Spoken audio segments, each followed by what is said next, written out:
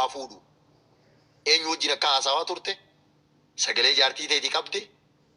Eenyu wajjin bilbilli siikka wajjin haasawaa ittiin dhumate zaa meeqaa fi daqiiqaa meeqa akka wajjin haasawaa turan.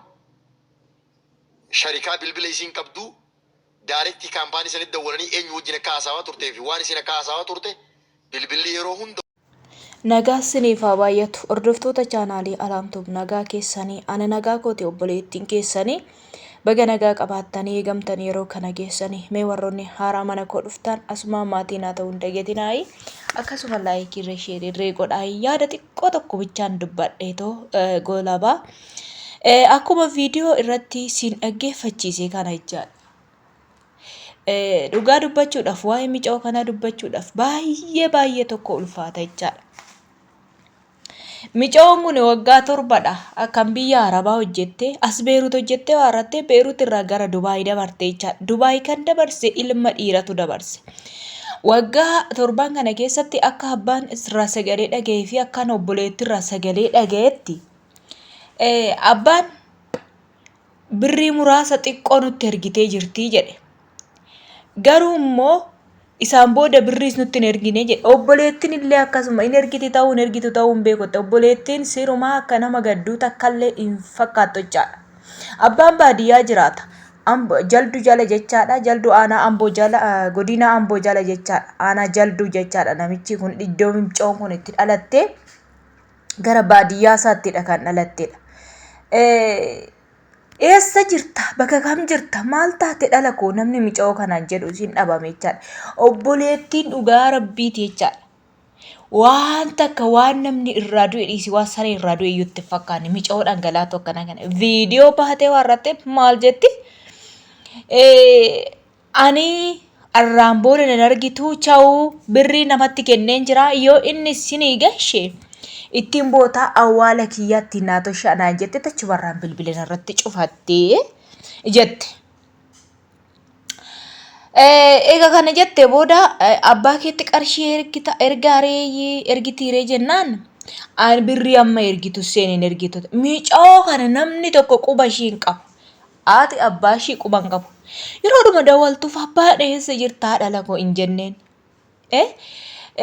Lammaffaa micoon kun akkaataa isheen itti duute baay'ee tokko kan nama gaddisiisudha.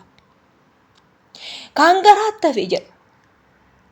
Nama jaallatteetu hiriyaa qabdi turte hiriyaa sanaan achi Dubaay deemte hiriyaa sanatu akkasitti garaatti hafnaan micoon tuni booda lubbuu ishii balleessuurraan geesse jedhu. Qoyaanan jedhu waan tokko gaaffinetti ta'e bar. Ammumarree wantumti reeffa ishii kana ta'e san ta'e wanti jedhanii jiru sagalee abbaa gubbaarraa dhaga'e gubbaatti abbaan koottati reeffa fudhadhaanaan jedhanii kanaafan Finfinnee dhufee jedhe. Inni baadiyyaadha kan jiraatu. Mucattiin koo kun akkamitti duute maal taate duute maaliif duute jedhee wanti inni dubbate hin jiru. Gaaffii akkasii ijoolleen gaafataniiru. Maaliif duute jedhanii yeroo gaafattanii naan hin gaafannee ani maaliif akka duute maalittan beekaree jedhe. Micoon kee kun hiriyaa qabdi yeroo biyya Arabaa jirtu Dubaay jirtu keessatti hiriyaa qabdi waan akkasii odeeffannoo qabdu jennaan maallatti odeessitee homaan beeku abbaatti illee hin odeeffattu. Yeroo dhuma ishiin birrii erguu dhiistu sana maali haadhala koo hojiin qabdu moo hojii dhabde moo maaliif waan tokko ittiin hojjetadhu jedhanii waggaa 7 biyya Arabaa taa'uudhaan meelaalaa meejoo. Uumaa guduuffaa waan takka hin qabaanne sin jettee waggaa 7 biyya Arabaa teessu kana maal hojjetta namni jedhu micoo kanaan hin dhabame. Arra kaasiqaansaa waan baay'eedha. Takkuu azera takkuu achedha. Yoo du'anillee boqonnaan qabani bar.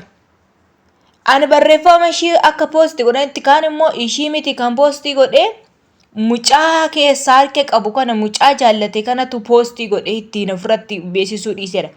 As keessaa ijoolleen lama ija Oromoo kan ta'an jechaadha. Ijoolleen lama Dubaay keessaa harka qabu keessaa hin dubbatan garuu jechaadha. Hin dubbata waan takka ol ba'aa dubbadhaan nan dubbachuu didan.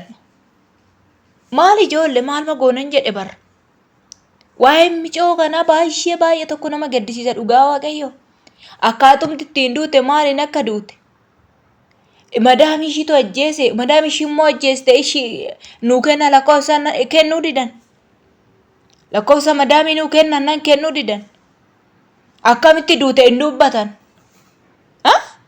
Mee sinin dhibu dhugaa rabbii dubbachuudha. Waa'een micoo kanaa sinin dhibu boru sinirree sinirra gaa obboloota kiyya. Adaraa keessa shamarran wanti sin biyyaa baatanii fi hojjenneet of jijjiirra jettaniitu biyyaa baatan malee nan heerumaa nama tokkotti dhufeen gaa'ela dhaabee wajjin hin jiraadha biyya ormaatti jettanii biyyaan baana. Garuu heerumaa oo barbaaddan gara biyya keessanii galaa.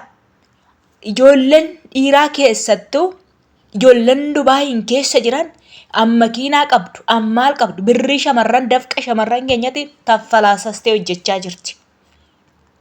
Haadha gaani kanuma birrii ijoollee keenyatti isinii ergina maal goona si fuuna maal goona jedhanii ijoolleen keenya warri Dubaayi keessa hojjetan baay'ee isaanii kan rakkachaa jiran shamarran keenya guduunfaarree biyyaa kan hin qabne gaafa asii bakka garatti garagaran dhabanillee kan lubbuu isaanii balleessan kana amma micoon kun akkaataa ishiin ittiin duute namni beeku hin jiru ofii of ajjeefte namni ajjeese dhuguma immoo nama wajjiniin bakka tidaarii dhaabdee isarraa adda baatee yookaan garaatti hafee haa ta'u waaqayyoo beeku nama miti.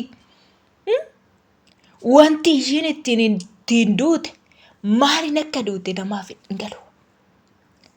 Dhugaa rabbi baay'ee tokko nama dhibachaadha. Waan gaaffii natti ta'ee jira.